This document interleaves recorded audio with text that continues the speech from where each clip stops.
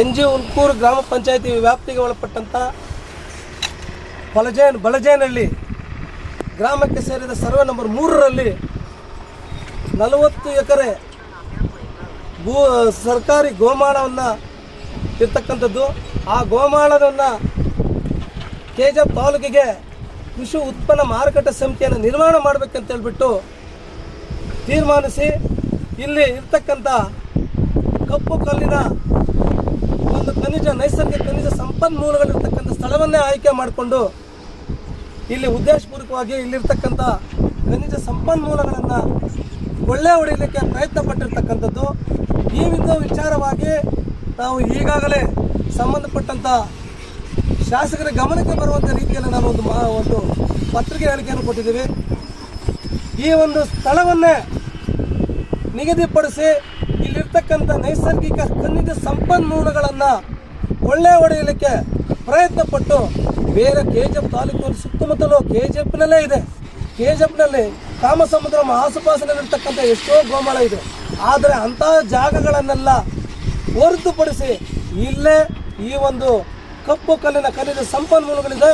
ಇದನ್ನು ಸಮತಟ್ಟಾದ ಪ್ರದೇಶವನ್ನು ನಾವು ಮಾಡಿ ಇಲ್ಲಿರ್ತಕ್ಕಂಥ ಖನಿಜ ಸಂಪನ್ಮೂಲಗಳನ್ನು ಮತ್ತು ನೈಸರ್ಗಿಕವಾಗಿ ಸಿಗುವಂಥ ಎಲ್ಲ ಖನಿಜ ಸಂಪನ್ಮೂಲಗಳನ್ನು ನಾವು ಇದು ಬೇರೆ ದೇಶಗಳಿಗೆ ರಫ್ತು ಮಾಡಿ ಅದರಿಂದ ಬರತಕ್ಕಂಥ ಹಣವನ್ನೆಲ್ಲ ನಾವೇ ಹಂಚಿಕೆ ಮಾಡಿಕೊಳ್ಳುವಂಥ ಒಂದು ಉದ್ದೇಶ ಮತ್ತು ಮನಸ್ಸನ್ನು ಮಾಡಿ ಇದು ಸಂಬಂಧಪಟ್ಟಂಥ ರೂಪಾ ಶಶಿಧರ್ ಅವರ ಆಪ್ತ ಬಂಟನಾದ ದಶರಥ ರೆಡ್ಡಿರವರು ಇದು ಬೇರೆ ದೇಶಗಳಿಗೆ ಬೇರೆ ರಾಜ್ಯಗಳಿಗೆ ರಫ್ತು ಮಾಡುವಂಥ ರೀತಿಯಲ್ಲಿ ಮತ್ತು ರಫ್ತು ಮಾಡಿ ಕೋಟ್ಯಾಂತರ ರೂಪಾಯಿಗಳನ್ನು ವಂಚಿಸಿ ಸರ್ಕಾರಕ್ಕೆ ವಂಚನೆ ಮಾಡಿದ್ದಾರೆ.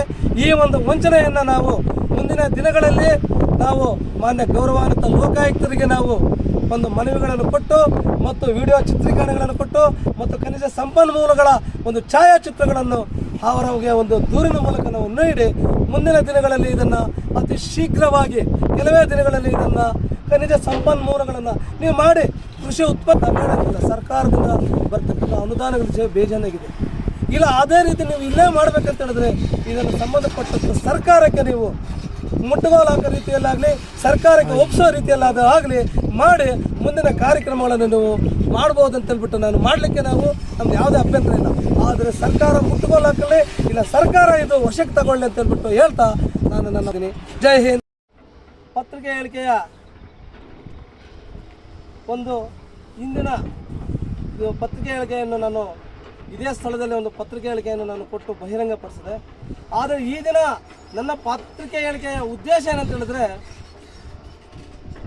ಕೋಲಾರ ಜಿಲ್ಲೆಯ ಕೆಜಪ್ ತಾಲೂಕಿನ ಮಾರ್ಗ ಮಧ್ಯದಲ್ಲಿ ಆಂಧ್ರ ಪ್ರದೇಶಕ್ಕೆ ಹಾದು ಹೋಗುವಂತಹ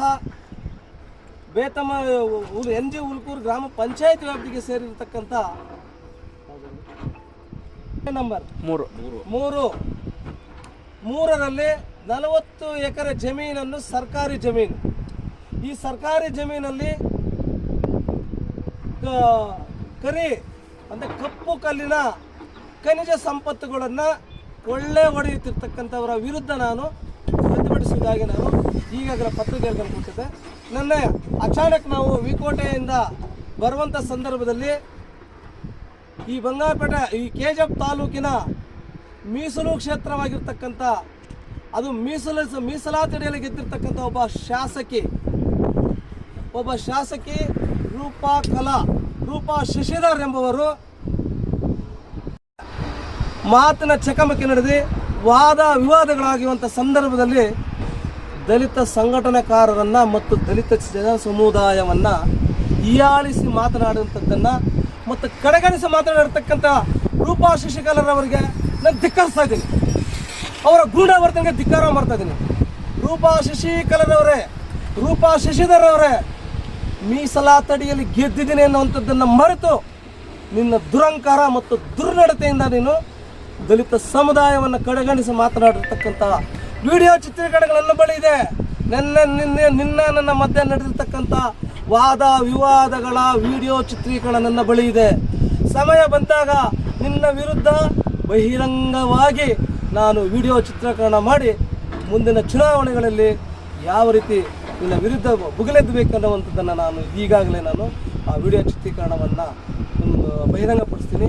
ಜೊತೆಗೆ ನೀನು ಏನು ಹೇಳಿದೆ, ನಾಚಿಕೆ ಆಗಬೇಕು ದಲಿತರಿಗೆ ಅಂತ ಹೇಳ್ಬಿಟ್ಟಿದೆ. ನಿನಗೆ ನಾಚಿಕೆ ಆಗಬೇಕು, ಒಂದು ದಲಿತ ಸಮುದಾಯದಲ್ಲಿ ಹುಟ್ಟು ನಿನಗೆ ನಾಚಿಕೆ ಆಗಬೇಕು.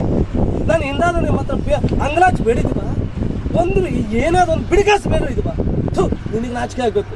ನಮಗೆ ಯಾಕೆ ನಾಚಿಕೆ ಆಗಬೇಕು? ಅಧಿಕಾರಿ ವರ್ಗದವರು ಮಾತಾಡೋದು ಯಾವ ಶೈಲಿ ಇತ್ತು, ನೀವು ಯಾವ ರೀತಿ ಮಾತಾಡ್ದೆ ನೀವು? ಏನು ನೀವು ಯಾರೇ ನೀವು ಅಂತ ಕೇಳೋದಂತಾಗ ನೀವ್ಯಾರು? ರಾಜಕಾರಣ ಗೊತ್ತಾ ನಿನಗೆ?